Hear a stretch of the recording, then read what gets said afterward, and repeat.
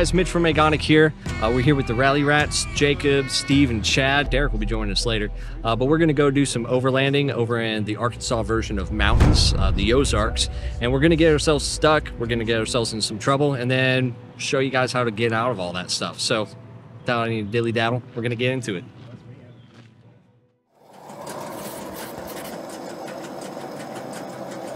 We're gonna head to the spot where we get off the main road to do our air down, and then he's gonna go over some recovery stuff with us, just to make sure everyone's got a refresh, and then we'll be on the way.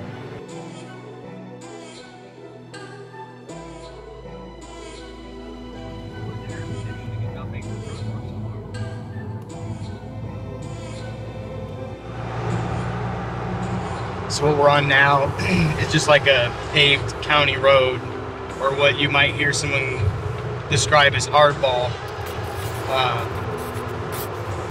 And this is just our kind of our route from our last pit stop before we actually start getting into the national forest. Left-hand turn coming up.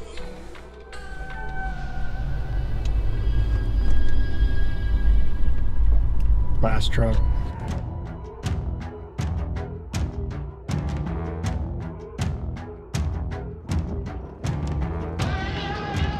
Get race lights, please turn them on. I got zero visibility back here. Oh yeah, so technically this is part of the trail, even though we're still kind of on like a county road. You'll start to see, like, all of a sudden you're like, holy shit, and we're gonna be like, oh, and like blocking your face from branches and shit like that. Yeah.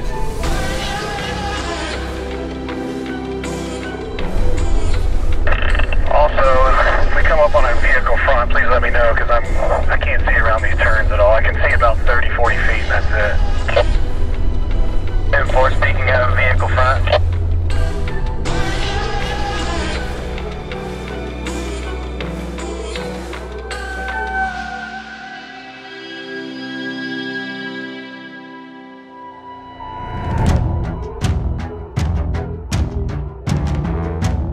Alright, we are out of the boundary. Let's go ahead and do our air down stuff and all that right here.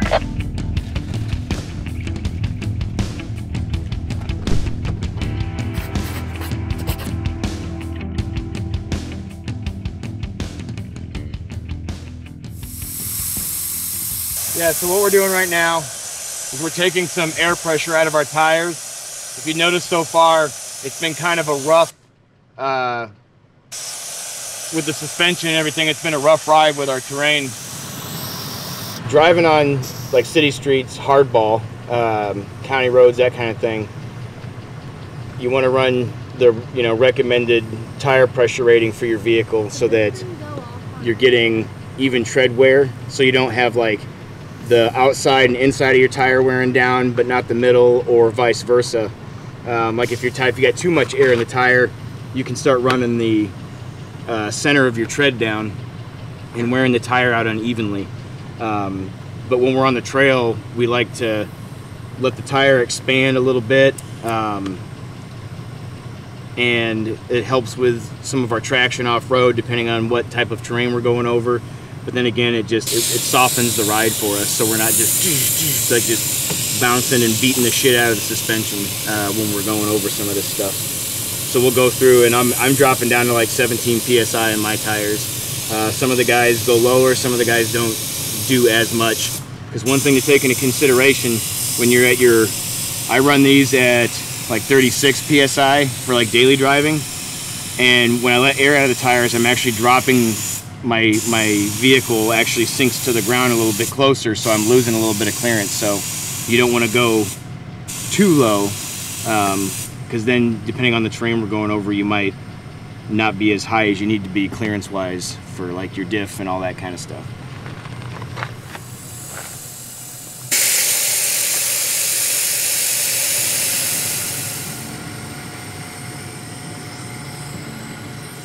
So what I've got here is a quad hose. So it's all four hoses to all four tires hooked up at the same time with the digital gauge. And I can pressurize it, check the digital pressure for all the tires at once, see where they're all at equally, and then keep bleeding it out, making sure that I keep airing down evenly across the board. Tries to save some time. So can you air up all 4 at the same time with that, or just? Yeah, I just need to make an adapter to go onto it, and then it attaches to the air pump that I have, so I can both air up and air down at the same time. Being cool. It's legit. Yeah. Because it's all about efficiency. Yeah. Yeah. And spending lots of money. That, you know, I've learned over the years, you spend more money and you gain more efficiency. It's true. It's kind of a shitty trade-off, but They go hand in hand. yeah.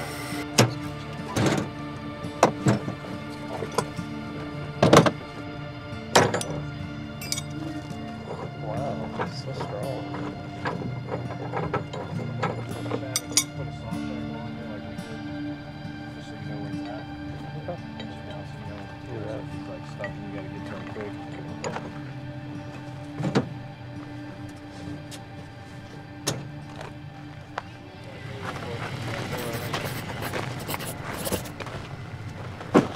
So what we're doing right now is we're just short of the trailhead that we're about to take. So what we like to do before we actually get to the trailhead is just pull over somewhere safe, pre-stage our recovery gear.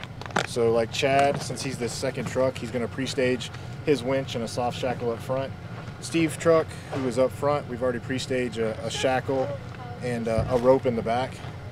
That way, if he gets stuck, we don't have to fumble around looking for our gear, not knowing where it is. We can simply grab it, pull it, hook it up, and get him out of a stuck situation pretty quick. So just a good little like time saver. Can save your equipment too, so we like to pre-stage our recovery gear.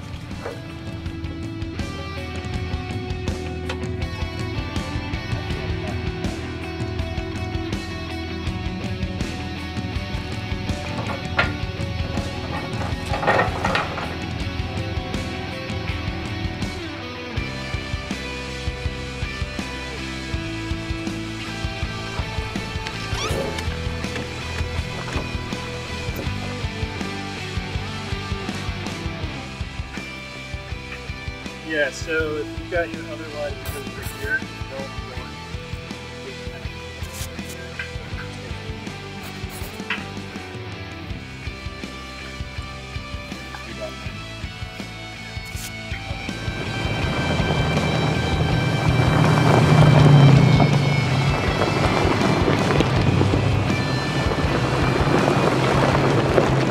First question, Jake. Is the dust all right? Are you able to see pretty well? Yeah, this is actually Very manageable. It's better than it was, especially now that the sun's kind of below the tree line. I can see better. 10-4. Second question. Here soon, we're going to be coming up on that turnoff where it's basically a shootout where we're going to head down to that first like pseudo water crossing sandbar like location. You guys want to hit that tonight? Is what I'm saying. My unprofessional opinion is if we don't hit it tonight, we won't hit it, and it's a pretty cool spot. 10-4. That's what I was thinking. I just wanted to make sure you guys were all cool with it still. And I'm not gonna lie, coming up on golden hour, and that's a good fishing spot for me and Chad, so I don't mind hitting the waters there. That's the other thing. We always do dinners very well. We eat way better out on the trail than we ever do at home. That's fun.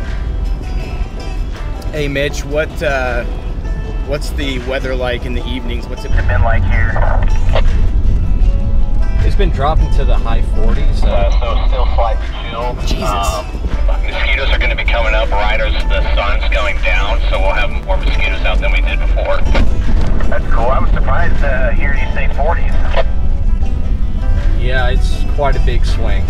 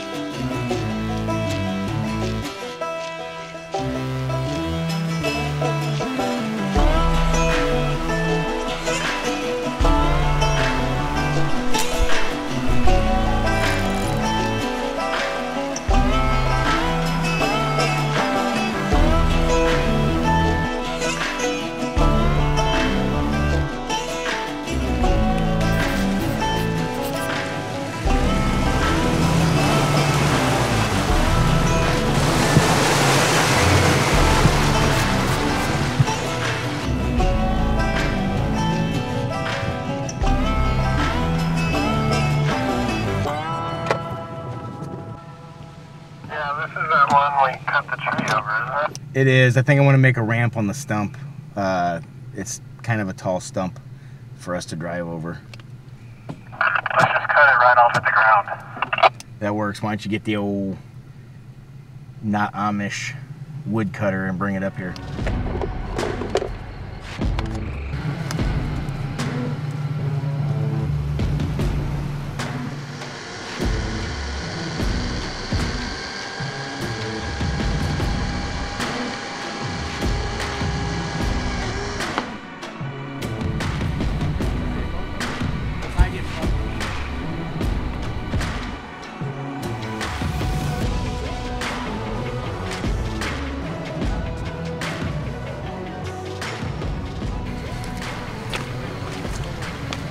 Yeah. I can just drive out and try it. So this mud puddle, I walked it with a stick to check the bottom. It doesn't seem too soft and it doesn't seem too deep. So we're actually just gonna go ahead and full send through this. I don't think it's gonna be that bad. Obviously 4 low, 2nd gear, lockers if you got them, and we should be good to go. Yeah, here we go.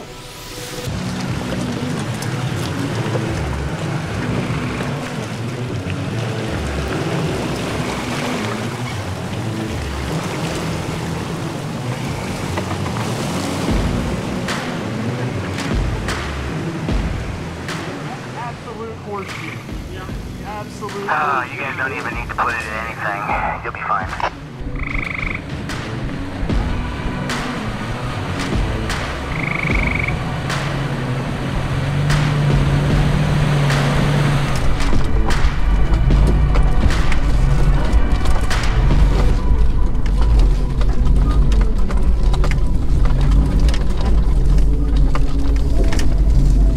Ooh-wee, that was a lot of fun. Wish it was deeper. I want water up to my windows, man. Come on, over the hood. Let's go.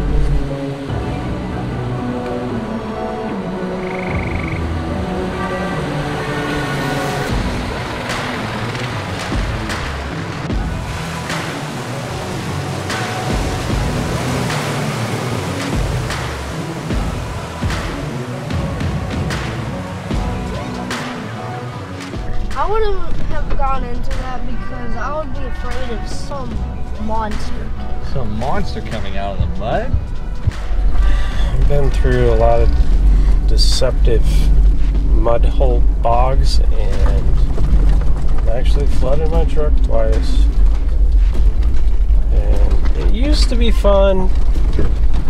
It was definitely fun seeing the capability of the vehicle, but mud. Yeah.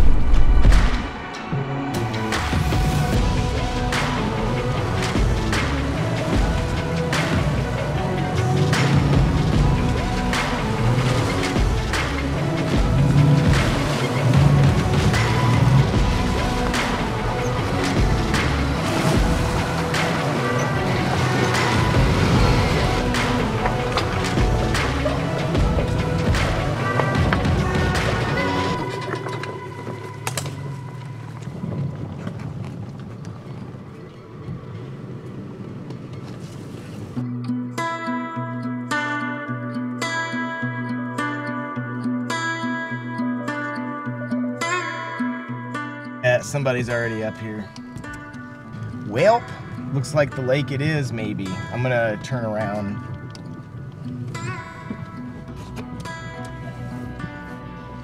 Sorry, fellas. You guys enjoy the night. We could stay there with them, but I don't think there's enough space with their 3, 4 vehicles and us.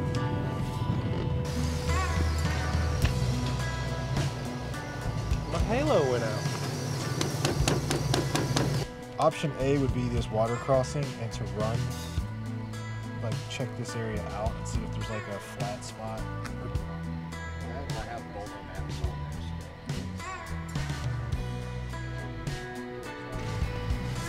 All right, so not everything always goes to plan. we got to our first planned campsite for day one, and unfortunately it's taken. There's not enough space down there for the guys that are already there. Even though they were nice enough to say, hey, we can share the campsite, there's just not enough space for all the vehicles. So what we're gonna do is we have 3 potential spots that we have got together, checked the maps. There's 3 spots we're gonna check out. So we're gonna go up to our next water crossing. We're gonna check along the river to see if there's a flat spot large enough for all the vehicles. If that doesn't pan out, there's 2 others that are a little bit further up the trail that we can check. One is a clearing, and the other one is near the river, which hopefully that one pans out, because it'd be nice to be able to get into the water tomorrow and cool off a little bit, because it's pretty hot. But you know, when you're out doing stuff like this, it's great to have a plan. It's great to everybody knows the plan, but it doesn't always work out exactly, you know, as you guys, you know, have it planned in your head or that you imagine it going. So you've got to be flexible. You've got to be able to have good teammates that you can rely on to bounce off, you know, ideas when things don't go the way you had hoped they should go. Over this way, yeah. Looks like there's some space that we can get everybody, or at least a couple. And yeah, right down in there, we could have a dude here. And I'm gonna grab him a lighter real quick.